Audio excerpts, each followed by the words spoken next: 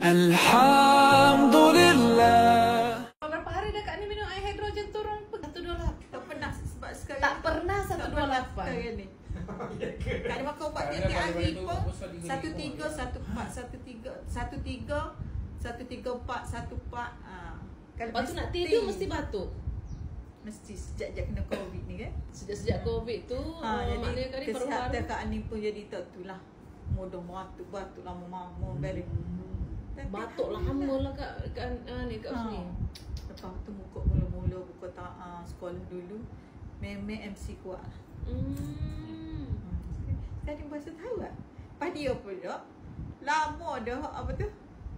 Dia ni mesti tidur petang. Balik sekolah masa ni time tidur lah ni. Kalau siapa dia telefon, no tak ada lagi. Ada okey.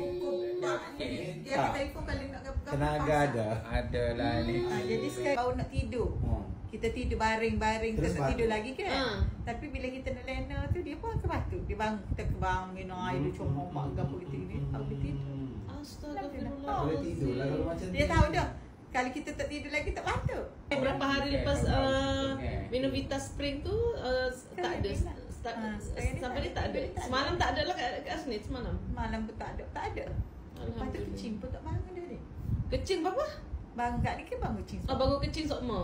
Acak lah kecingnya. Dah sekali semalam tu mesti. Mesti Tapi ada dia kecing. minggu ni sejak ni duduk. Kata dia duduk. Tidur kita tu lena selena-lena.